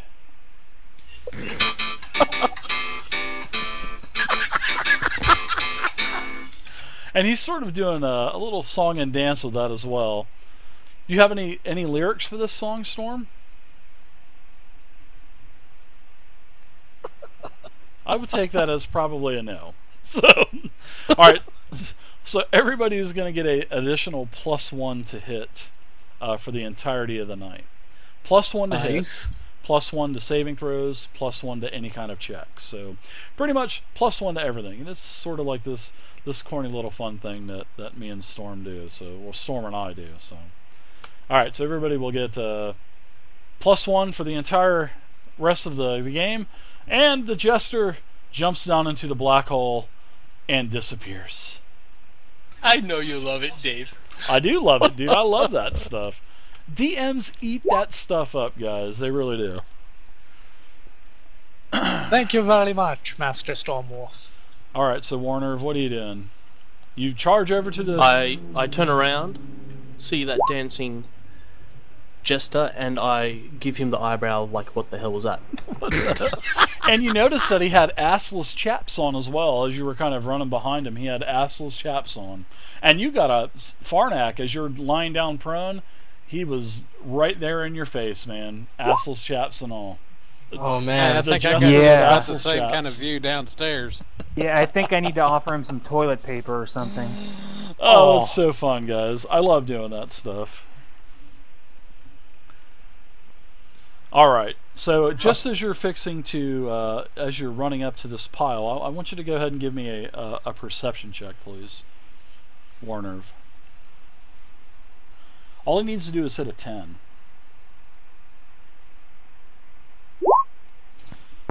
That's what I was looking for, was a 10 or higher. So as you start to get close, you notice that these piles of bones, several piles of bones, are starting to move. And it looks like they're taking form, and they're standing up, and it looks like skeletons are raising from these piles. So just throw another variable in there, huh, Dave? So Wicked. you guys have a couple skeletons now in front of you.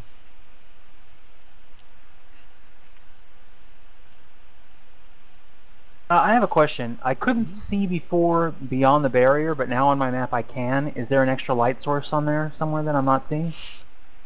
There should not be anywhere. Okay, because I was going to cast Dancing Lights, but now it doesn't appear that I need to. Don't know why. Maybe did it disappear? Yeah, Oh, okay. he's the source of light. Yeah, let me, I'll fix that real quick. Just give me 1 second. That's why. Alright, now it shouldn't happen. Yeah, great. Alright, so now I actually need to change that on, alright, so, there you go. That is fixed.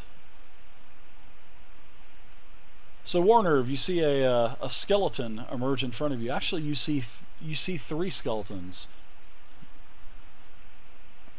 I wasn't surprised or anything. No, because you noticed it. That was part of your perception. Now, if you wouldn't have noticed it, yeah, you would have been surprised. But no, as you were running up, you saw the skeletal forms. You saw the bones, piles of bones starting to form into skeletons.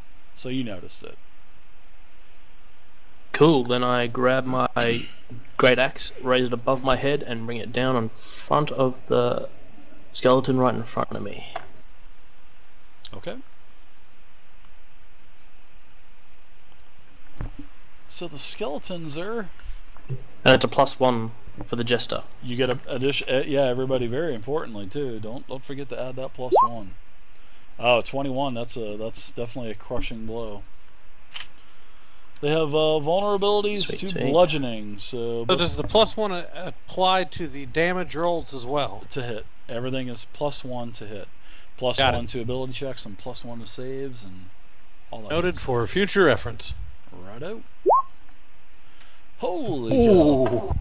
So this skeleton shatters just as it starts to, take its form and pull his weapon out of his sheath. You hit it and it just shatters back into a pile of bones. It is down. All right, so if you want to move through that pile, it's difficult terrain, so it will cost you 2 squares instead of 1 for movement. So you still have, do you have any movement left? No, that was last, I only got 5, 10, 25. 15, 20, okay, 25, there you go. So that's it for you, War Nerve. Rack, you're up now.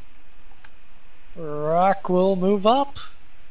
10, 15, 20, 25.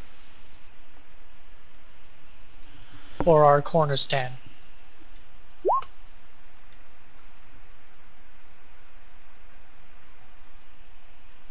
Alright, feel free to attack away on the skeleton. The statue is definitely blocking your way, that's for sure. And all of those other those stone piles on the western wall, those are also ×2 movement as well. So 16 versus armor class is definitely a hit on that skeleton.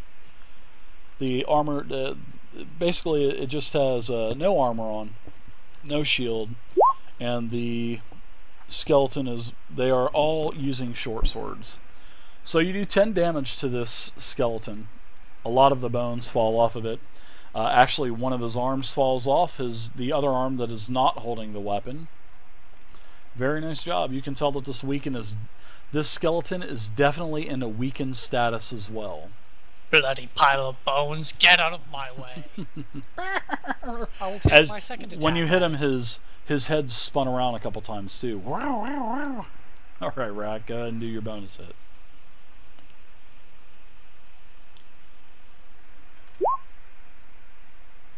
Sorry about that, guys. An 11. An 11 versus armor class is unfortunately a miss. So it looks like you guys are definitely making progress, though, working your way. Looks like you guys are going to have to follow the wall, unless you want to be daring and try to jump over the pit. I will allow that as well. So, alright, Rack, that's it for you. Farnak, you are prone, so if you want to stand up, it will cost you half your movement. If you don't want to stand up, you can stay down, but you're going to get a negative modifier to attacks. Because anytime that you are in a prone position, there is a negative modifier involved. Okay, I have a question. Concentration means I have to give up my action every turn to keep the dancing lights going? Nope. As long as you're using one concentration spell, you can keep the lights going. And you can still continue. And I can cast something else? Yes. But every time, like when you got hit last time, I should have done a con saving throw versus to keep your concentration on. I didn't do that, and it was too late before I realized it. So you got away with one there. Luke 090473. I am going to and I can split my move action up into before and after I do my action? Absolutely. You sure can. Okay, I'm going to stand up, and then I'm going to cast Dancing Lights, the 4 different one versions. Okay. One over there. One there. Basically spread across the entire area. Okay, let me look up Dancing Lights real quick. 120 feet, definitely within range. What kind of... Is it a bright light or sheds dim light in a 10-foot? Okay. I am going to try and get them as since I can move them as a bonus action. I'm going to get them as close to the goblins as possible, or whatever I see over there.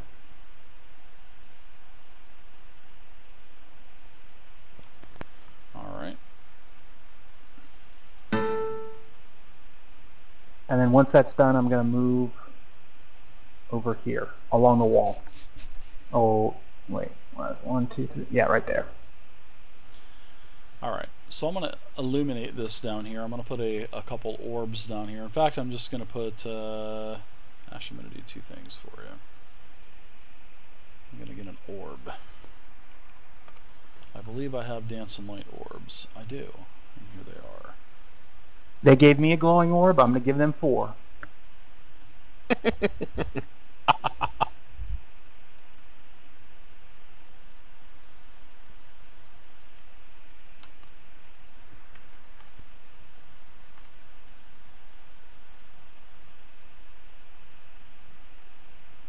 Alright, so you're putting 4 down here, correct? Yeah. No, the 3 that I put down now, is that good? Where did you want the other one? Those are, I only see 2, but every other hex is, every other square is good. Oh, it's in my line of, I can't see it. Okay. Alright, there you go. Get out in line of sight. Is that where you want them, right there? Yeah, that's fine. Okay, sounds good to me. We'll put you back. Alright, so it's definitely a lot more illuminated down there now. So Farnak, that's it for you. I have a couple more goblins that I'm going to attack with. Should be, yep, I will be able to take a shot at the fighter is in cover. The barbarian is not in cover, so this goblin here will take a shot at the barbarian. Ooh, and that is a natural 20. So I will do max damage. Well, I won't do max damage. I will do 2d6 plus the modifier. You take a total of 11 damage, Warnerve, from the critical. When I take half of that, because I'm still in a rage. That is correct. So we'll go ahead and we'll round down, so you'll take 5 damage. And that's 5 Thank EXP goodness. for the chat, too. Thank you very much for rage, huh? Alright, so that is it for that goblin. Next up is Dritston.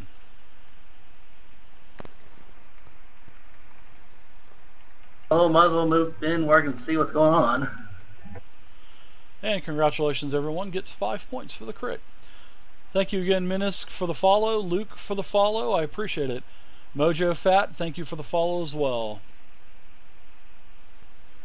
Alright, Dritz, so what are you doing? I'm going to look around and see who has the heaviest injuries, first of all. Okay, you can see that the sorcerer, he's got a little charred blast to him on his robe. That's pretty much what you can see where you're at, because he's standing right over you. Well, I'm at full health.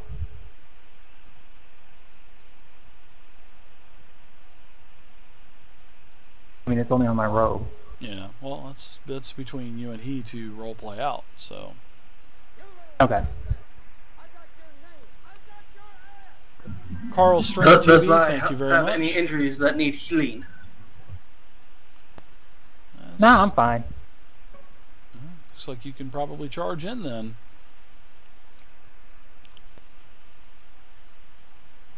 Chat is saying that the XP bot is down.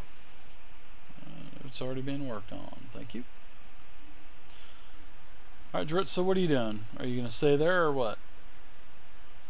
Is that it for you? No, I'm just trying to see if there's any way for me to actually move up to attack anything from my positioning. You can see that there is a skeleton on the fighter. You can move up if you have enough movement. You can move here and attack the skeleton to the angle, but you have to have enough movement. So 15, 20, it would cost you 30 movement. So if you have 30 movement, you can go where the red X is. Well, I've already used a 5-foot step just to get next to the sorcerer, so I wouldn't have enough movement to get there. That would be 5, 10, 15, 20, and 25. That would be 25 plus the 5 feet that you already used. Alright, I'll just go ahead and smash the skeleton.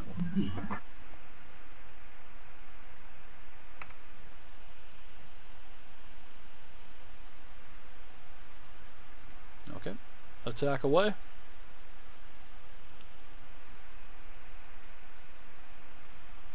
So this is a viewer game tonight, all of the new people. This is a viewer game. I do Sunday, I do viewer games, and most of the time it's new people, and we actually have people that have never played tonight in the game, so things go a little bit slower because of that. But hey, a 9 versus armor class is definitely a miss. So that's pretty much going to be it for you for this attack, well, for this round. So Carthene, you're able to get up, and you're able to get all the way back up to the base of the stairs. So this is where you'll be, and you'll be ready to go next round. As I roll over to get up, my character sits there grabbing her knee. Ah! I love it. Unless you want to stay down on the first floor and hang out. You can stay No, on the I'm first floor going to if you try and work my way back up there. want. Okay. Alright, so that's... Okay, so next round you're going to be ready to go. And thanks for stepping on that floor, man. I appreciate that. That was fun. Hey, somebody's got to trip the trap, right? Oh, no, I hear you. All right, so I have one of the casters down here to the south. Well, actually, the caster down here to the south. He is tribal decorated with a bunch of different leathers hanging off of him, skins, has a shaman type of staff that has lots of trinkets hanging down from it, and he lets go of another orb, and it looks like it's heading for the cleric this time. And the force orb misses the cleric, goes between Rack and the fighter, the barbarian, and smashes right next to the torch, almost hitting it. And that is it for him. Actually, he is going to move a couple squares, and that's it. He basically disappears out of range, yells something, and disappears. Alright, Lovo, you're up now. Alright, I'd like to attack this guy right here. Exactly, raising the roof and dropping the floor. Alright, you're going to attack the skeleton. Sounds good. 22 AC is a hit on the skeleton, for sure. And with sneak attack, correct? Yep, there's an adjacent target, friendly target next to it, so you get it, sneak attack. Ooh, max damage, huh? 15 damage. And what type of damage is that? Is it slashing, piercing? That is piercing with the short bow. Alright, sounds good. Yeah, your arrow basically knocks the head off of the skeleton, and as that happens, just the rest of the skeleton crumbles to the floor. It is down. Awesome. Alright, so you can go ahead and take movement if you would like as well. And as you're doing your movement, we are going to go to the goblins. So I have one goblin that is going to move up, take a shot at the barbarian, and that is a 9 versus armor class. Yeah, that doesn't hit. Now he's going to get behind this barrier, and you can see that he's got cover on this, so he's going to get a bonus to hit. Well, you're going to get a negative modifier to hit him, so because he did disappear. Now, next up is Slars, our bard. And don't forget, you guys get the +1 from the special appearance of our Friday night bard. He stopped in to give you a buff as the jester. That was very it. nice of them. Yeah, it was. Alright, if they have an X over it, that means they're dead, correct? That is correct. Yep. You can see another, if you, well, it depends on where you're going to go, so. And how far can I move? Let's see what your character sheet says. Let's see, Slars, second table. It looks like you got a 30 movement, so that's basically 6 squares.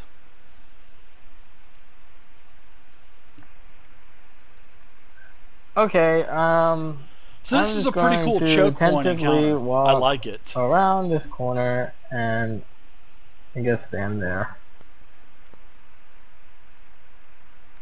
Okay. And I can. The room lit up. Is it supposed to? Yeah, the room did light up. That's called dynamic lighting. There's a bunch of these glowing orbs. See these blue glowing orbs down here? Yeah. Those are from the sorcerer, because it was dark, and it would have been dark to you as well.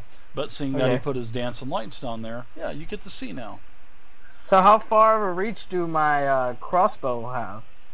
That is on your character sheet, and you can look under the weapons, and where it says right here, hand crossbow, it says 30/120, so you get to shoot it normally at 30 feet, and anything over 30 feet, you can still shoot it, but it's at disadvantage. And disadvantage is you roll 2 20s and take the lowest.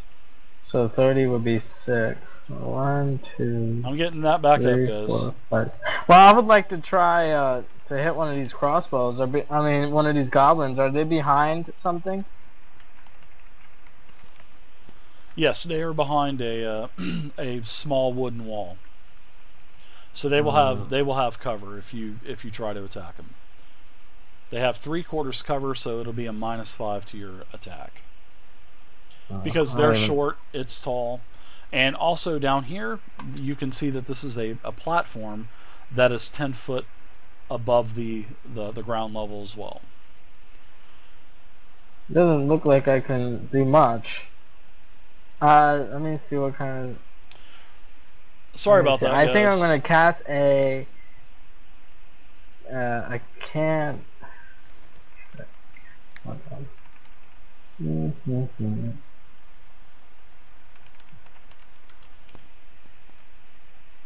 I want to cast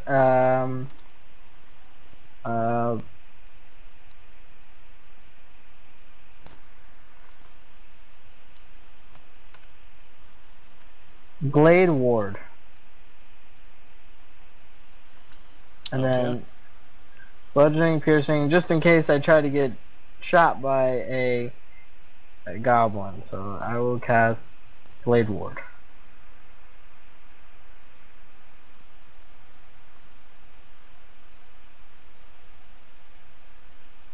And that is now you're casting that on the bard, right? Oh, I can cast it on someone else? No. It's I'm looking. You have no spells left, so is it a cantrip? Yeah, it's a cantrip. Okay. Blade Ward does what? It until the end of your next turn, you have resistance against all slashing, piercing, and bludgeoning. I like that. All right. So I'm going to put a shield on you. That is going to remind us that you have resistance in case you get hit. So very nice. Very nice. Alright, thank you. Okay, so that's it for you, Slars. Warner, you're up.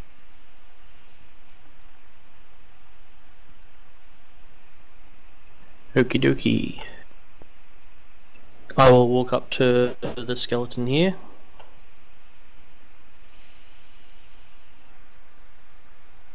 Carl, That's probably all my movement because I have to go through people. Well, it doesn't cost any extra movement to move through your allies, but it does cost the extra movement to travel through the dead corpses, the bones, the rocks, like these types of rocks. Those are going to be difficult terrain as well. So, your let's see, what is your attack? Oh, okay, that wasn't you rolling. So, yeah, go ahead and attack that skeleton.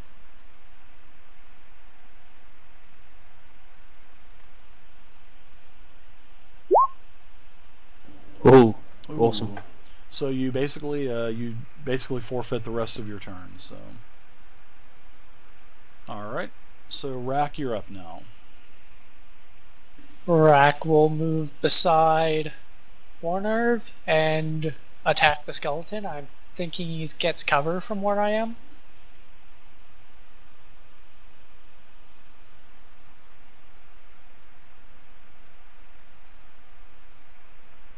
He will. No, I'm not gonna. I won't give you any kind of cover, cover negative modifier or anything like that. So 23 to hit. All right. One second, guys.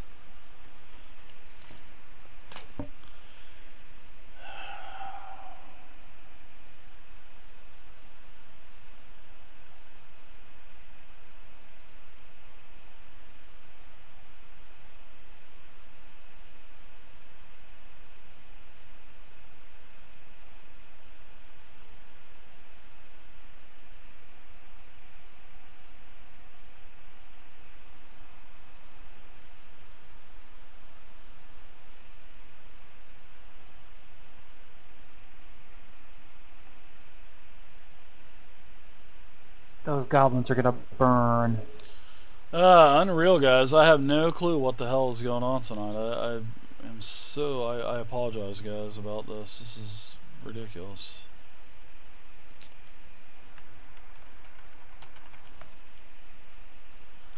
Alright, so it was a 23 versus armor class, which is definitely hit. Can you ping where you were attacking? The skeleton, right? Alright, yeah, go ahead and roll your damage for your main hand.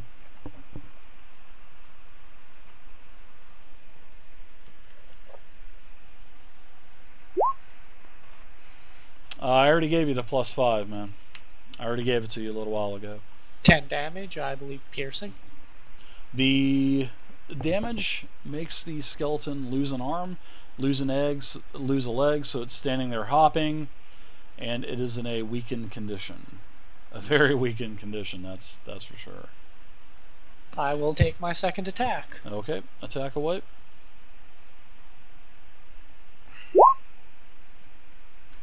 $20 against AC. That's a hit as well. Roll damage for your two-handed, two-weapon fighting.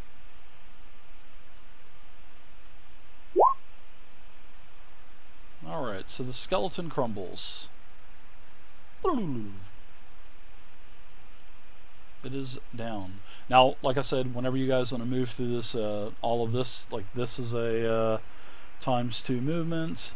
This is ×2 movement as well. And this is ×2 movement. And I can move that far. there you go. And you also see that there is the down about 20 feet from you. You see that there is the barrier with the goblins there, and they do have cover. So you're gonna have to make a if you want to do something fancy, you'll have to do either an acrobatics or athletics tumble or jump over it. So, all right, Rack, that's it for you. So Farnak, you're up. Skeletons. You guys made pretty good work of those skeletons. I am going to move to here, and I'm going to yell, "The fates have decided," and fire a firebolt at the barrier right there in the center. Okay.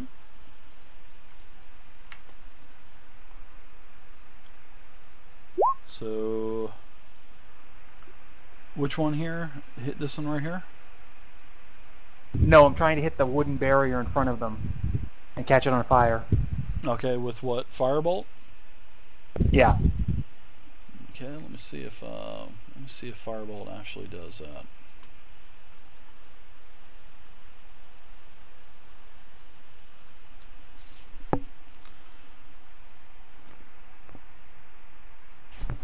Yep, it will ignite it. So it is a stationary object. 15, that's fine. It sets it on fire.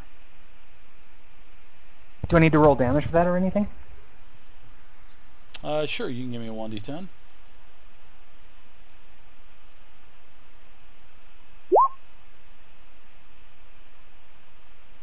And then I am going to pop back over here with the rest of my movement. Okay.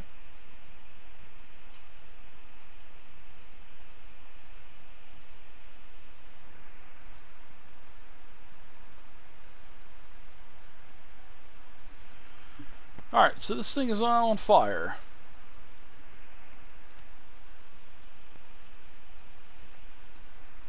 And it is now starting to put some smoke up as well. Alright, so this goblin here is going to move away now. He doesn't like that fire. And he attacks... He's going to attack the fighter, the first one coming down the corridor there.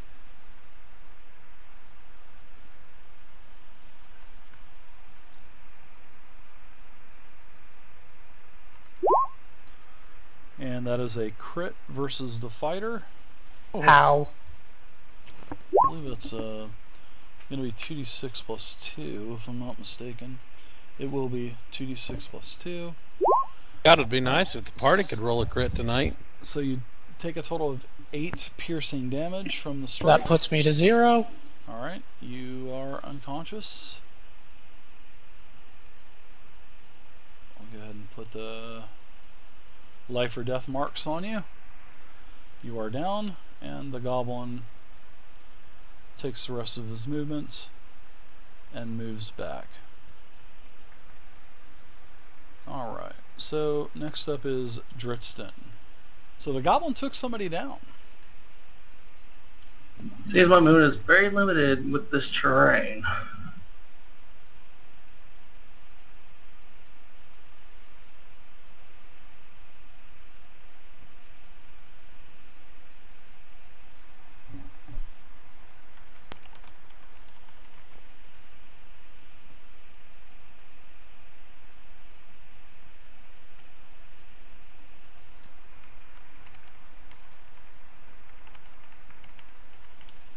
This is this is rough terrain, correct? The block I'm standing on. Yeah, it is. It is. Yep.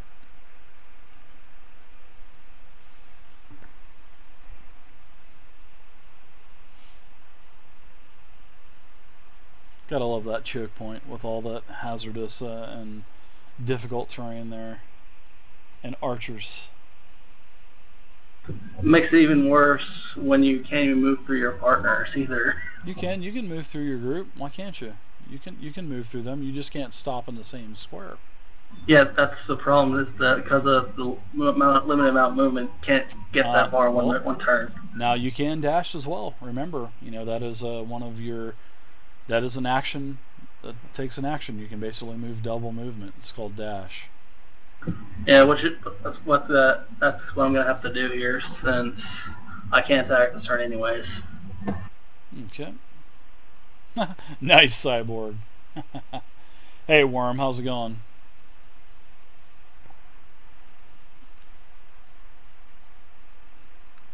And now this barricade is on fire. It's not a raging inferno, but it has a little fire to it. So it's not it's not engulfed or anything. I'll have my turn right here. Okay, you're gonna end right there. Okay. So that's it for Dritston. Carthene, welcome to the second encounter, Carthene. Welcome back to level 2. Welcome to the encounter, man. Okay. So I'm going to. Good, Worm. Had some problems tonight with the stream. It sucks. Targeting the first goblin here at the edge. Okay, go ahead. With an Eldritch Bolt. Okay, you'll take a -2 to hit at the angle where you're at. Well, -1 with the +1 to the. Sounds good. That is correct.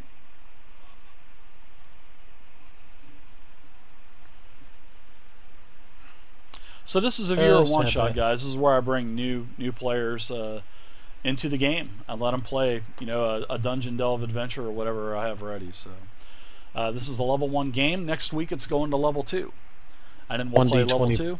5, so it's a 1d4 plus 4. A 15 versus armor class is a hit, I believe, on that goblin. Let me double check that. Oh, it is. 15's a hit. Especially seeing that he's not using a shield, so yeah, it's definitely a hit. D10 damage. That's it. Modifiers. 6 damage. Alright. This goblin's on a weakened status, that's for sure. He's seen better days. He's got 1 hit point. And then I'm going to come back into cover. Okay. Alright, so now I have 2. I am going to cast Magic Missile. It is a first level spell. And I'm going to cast it on the Cleric. Yay. I need to look really quick on. I think it's 3d4 times 3. 3d4 plus 3. Ow! I think. Overkill much? Kind of hard to try to memorize every single thing, but actually, let's see. You create 3 glowing darts. 3 glowing darts. 1d4 plus 1. Automatic hit. Okay. So 3d4 plus 1 per dart, so 3d4 plus 3. Ooh, so the cleric. I'm down. You take, oh my goodness, 3 orbs of force slam into the cleric, taking him down. Wow, that is the second player that is down now. You are going to life and death saving throws as well, Dritston. And to finish the goblin's action, he retires around the corner. Alright, that's it for him. Lovo, you are up now. You just saw this little goblin run across that 10-foot raised platform, throw 3 force orbs out, and the cleric went down like a bag of bricks, like a bag of hammers. Yeah, and seeing that, I'm a little sick of this piece of shit goblin, and I'd very much like to run and jump right over there, or attempt to, with acrobatics, and shoot him. Okay, so what I'll do is, let's see. Let me look at. Well, jumping is athletics, so let me see here. Let's click on athletics. I think there's a. Let's see. 20 feet. That's a pretty good amount to jump. Let me open up crack open my player's handbook really quick. If I made it a flip, would it be acrobatics? No, because you're pretty much jumping. Hold on one second. Let me look something up. I think there's a chart on how much you can actually jump, and I just wanna make sure I'm doing this right. Haven't had to look at this shit. So jumping. See movement. Acrobatics is what you do when you don't have to worry about getting across the gap. Movement. Jumping. 182 and 190.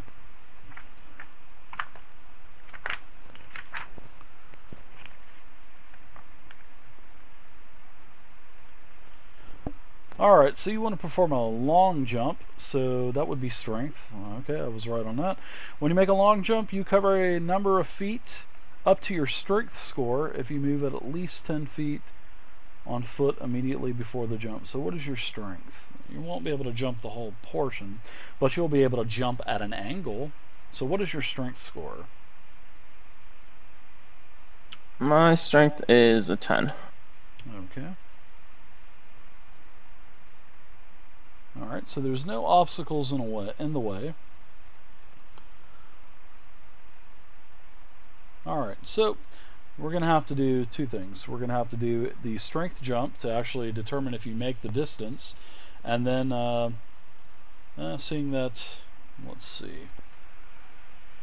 So you're here. You're going to jump. So I guess you're going to get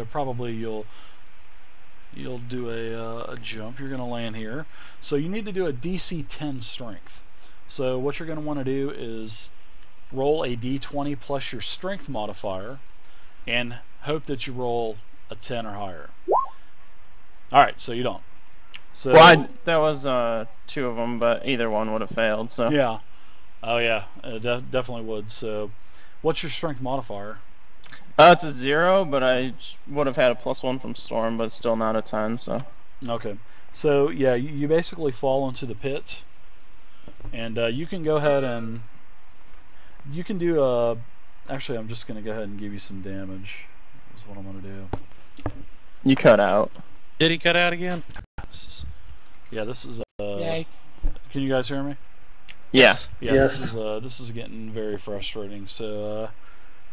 yeah, probably after this encounter, we'll probably just wrap it up because of the whole thing just keeps turning off and turning on, and I don't know what's going on. Let me reset my modem real quick. So give me like 2 minutes, guys. I'll be right back. Yeah, ma'am, no problem. Yeah, all right. I'll be right back. Don't go anywhere. Guys, I'm gonna Hear that, reset. guys? I don't know what GM the fuck is says that going we on, can go and I'm ahead and getting use our very big frustrated guns. about this. So, and I apologize to Well, all you guys people about can't this. use guns because we can't even hold one.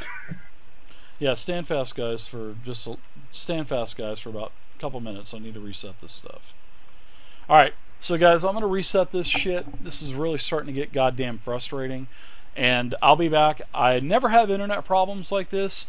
I've never had this type of problem before with it cutting off, cutting on, cutting off, cutting on. So I'm going to manually reset everything that I have here, all of the equipment, and I will be right back, guys. Give me like 5 minutes. I'll be right back. Don't go anywhere.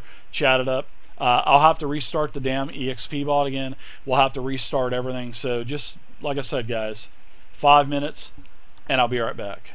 This fucking piece of shit.